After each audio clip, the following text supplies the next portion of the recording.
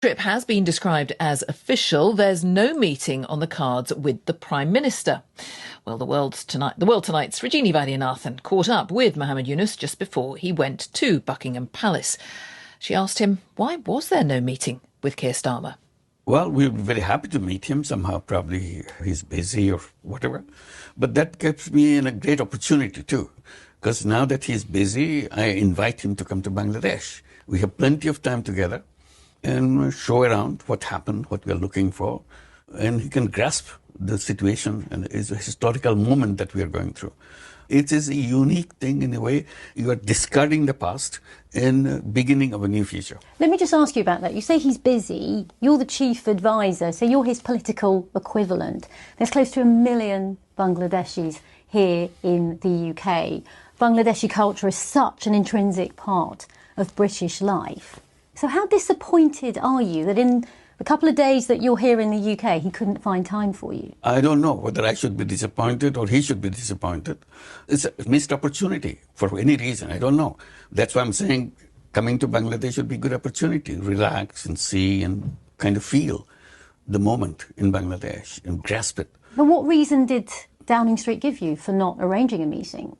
I don't think we have received an explanation for that kind of thing. That's probably he's busy with other important things. Let's talk about one of Sir Keir Starmer's MPs, the Labour MP Tulip Siddique. Of course, she's the niece of the former Prime Minister Sheikh Hasina.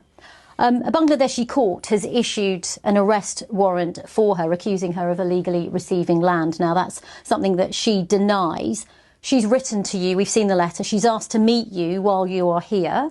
Will you meet her? No, I'm not, because it's a legal procedure. I don't want to interrupt the legal procedure. Let the procedure continue. So the UK government's advisor on ministerial standards carried out an investigation into Tulip Siddique. She was cleared.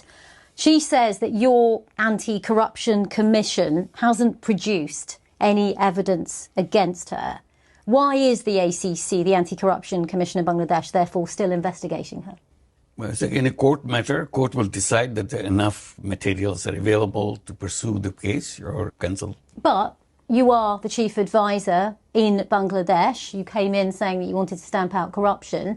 So I just repeat that question, really, because the head of the ACC says that this isn't an unsubstantiated investigation. I'll just take the quote here. He said the allegations are by no means targeted and baseless, and yet Siddique's legal team say that they haven't seen any evidence. In fact, they say she hasn't even spoken to them, the ACC. But the legal procedure needs the lawyers get together, exchange information with each other. That's why. Well, she's saying that hasn't happened. So it's not too late yet. I mean, it's a procedure always takes time.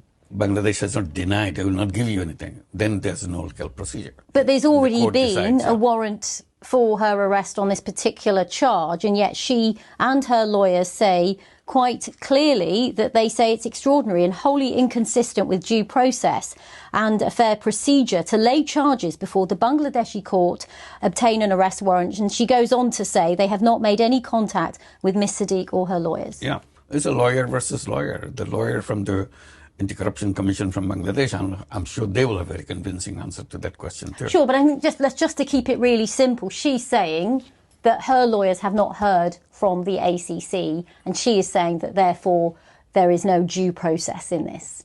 Then the lawyer from Anti-Corruption Commission will explain how it is a very legal procedure. I get that, but I guess as chief advisor, are you now urging, therefore, your Anti-Corruption Commission to be more transparent? Would you say this now on record, that they need to provide the information as soon as possible so that there's no doubt about these charges, which of course she denies? But if you do believe there's a case, is that what you're now saying then? As chief advisor, I have full confidence in our Anti-Corruption Commission that they're doing the right thing. There is, of course, an arrest warrant for Tulip Siddique, as we've discussed. If there is a body of evidence that is produced before her, would there be a situation where you would seek her extradition?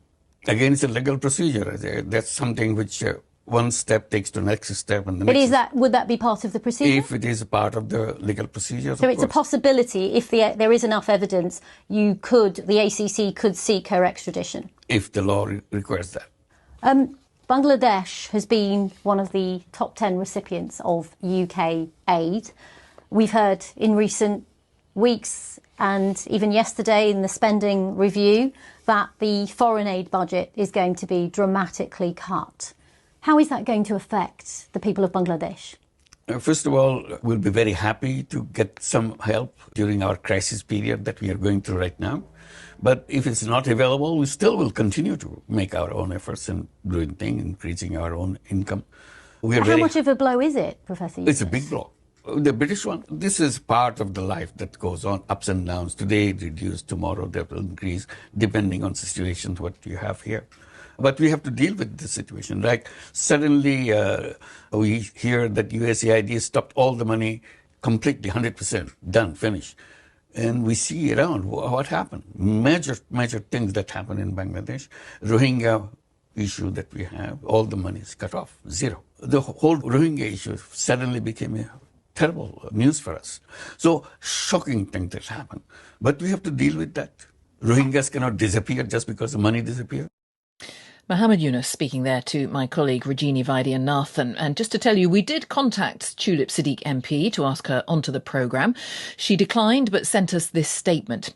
I'm disappointed that Professor Yunus refused to meet me during his visit. He's been at the heart of a political vendetta based on fantasy accusations with no evidence, relentlessly briefed to the media. I hope he's now serious about ending the practice of smearing me in the press and allowing the courts to establish that their investigations have nothing to do with me.